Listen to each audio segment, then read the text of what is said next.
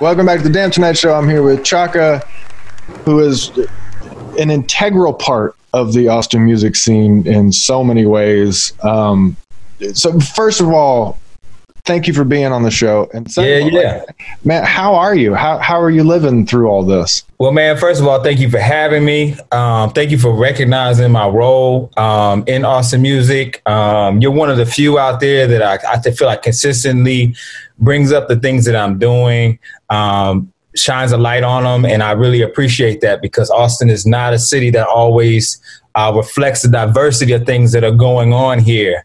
Yeah. So it's just an honor to be here in the cartoon world of daily Austin music. I appreciate you. As far as I'm doing, man, I'm hanging in there, man. Like me and my wife are self-employed. We're independent. We're indie entrepreneurs. So we work from home. It doesn't feel that different from our day to day, to be honest, because we're at home a lot. Right. But it's affected us just in the impact that it's had on our community. Folks that we know that have gotten sick, folks that we know that are struggling to take care of themselves, to provide the basics that they need to live. So we're doing everything that we can on our end behind the scenes right now, largely to just give what we can. There's a lot of things that we've done. Like I'm not the type of person that like promotes all the every time I do something, I'm not that guy that like tells everybody what I'm doing, but like we've been definitely essential in connecting people with organizations, nonprofits, with other corporations, helping as much as we can and where we can. I want to jump into, you're on the Music Commission now. Yeah. Which makes me extremely grateful to have a voice like yours somehow involved in city politics. Appreciate it. Especially for me for being involved in the music part, but just in politics in general, to have a voice that's not afraid to speak up and say the things that people are thinking in that room, but won't say for whatever reason. I'm actually not sure that they're thinking it most of the time. You know what I mean? If I'm there, I'm thinking it too, man. Right. Okay. Well, yeah. And people are watching it on TV or on the internet. And I mean, like anybody with common sense has to come to these questions at some point, but kind of like in a nutshell, what is your experience been like with the Music Commission and the workforces, the task forces and all this stuff? What's your experience with city government been like so far? First I got to send a shout out to Natasha Harper Madison, because it was her that gave me a call and asked me about being on the Music Commission. And to be honest, I was just, honestly, overall just discouraged with leadership in Austin and music leadership in particular. So I didn't have real high hopes. I told her, I was like, look, like I'm going to do this for like 6 months. And like, if it doesn't make any sense, like I'm out. You know what I mean? I think a lot of people think that like this is stuff I really like to do. I don't really like to do it. But the fact of the matter is that because there's nobody there like me at this moment, with the experience that I have, because, a lot of these quote unquote Austin music leaders are just wealthy people that want to be a part of something. They're not actually coming from this perspective and experience that I had, from throwing festivals. I was a talent buyer at Empire for almost a year. I was working odd jobs. So I was doing security for W3 events. You know what I'm saying? You name the angle of music industry in Austin and I've done it. You know what I'm saying? I know the bartenders, I know the folks. And so, there's not many people like me. And I'm not even talking about the race and culture aspect. Right. I'm just talking about just like experience. I'm sure. And one of the things I love about just kind of the way you carry yourself and you and your wife from what I've seen carry yourself is it's so hard for people to hold two ideas in their head at the same time. You want to shine light on the good stuff and also hold the stuff that's not so great accountable for not being so great and to get better. How is it so hard to understand? I think that's a beautiful way to go through life and to be a part of an art community, because that's what we need to get better, but it's also what we need to encourage us to keep going. When you do something good, it's like, oh, this is great. You did it. And I love just the whole vibe around everything that y'all do. Let's talk about the Live Music Fund being used for emergency. What do you think about that?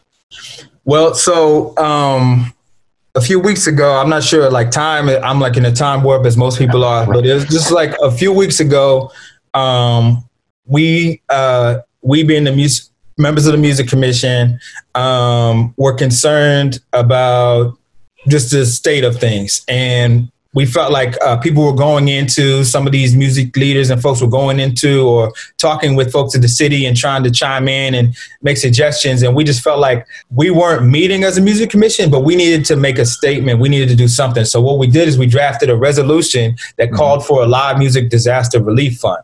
And at first it was rejected in a sense where it's null and void because you didn't meet formally and da-da-da. But regardless, I'm glad we sent it in because the city council ended up using that as a framework for a resolution that was just passed by, was it Tovo? The resolution was just basically saying that we need money as quickly as we can. We need to get it out of that live music fund and into another fund, which we're talking about having the Austin Community Foundation house the funds.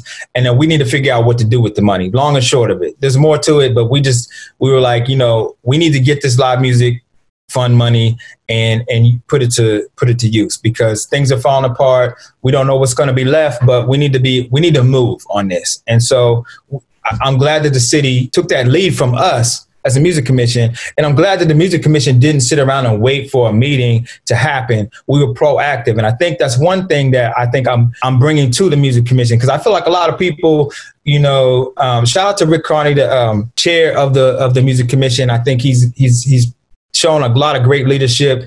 He's a really even keel, really smart guy that, it's like, we got to be relevant. It's more than just discussing things and leaving the room. It's like, we have to be a part of the conversation. And we're actually in a position, we're supposed to be making recommendations to the city council. We are the body that's actually set up to do that. But it actually, long story short, it wasn't set. I mean, it was set up really by C3, and that's a whole other thing. But now, it's actually people. It's actually the people. It's not like just like C3 and a bunch of other folks. No diss to C3, but that's what it was. That's what it was when it started. And, check the history, check it out. So, we're actually the body that's supposed to represent the music community, and we need to be proactive, and we can't just be reactive. And I'm glad that it felt like for the first time that the city council actually had their ears open for us and that they actually paid attention. So hopefully there's a precedent for a better relationship, because I think a lot of people say like, well, you made recommendations. What happened? We're waiting, and there's a lot of waiting in the bureaucracy of city politics. But hopefully this is like such a precedent for us to like really have a better relationship with them and to like make things happen. Cause that's what it is. Like, that's what it is. With the recommendation you sent that got voided because of blah blah blah, how close was it to what actually came out from Tovo? Pretty close, minus the diversity and inclusion stuff that I put in there. Go figure. Yeah.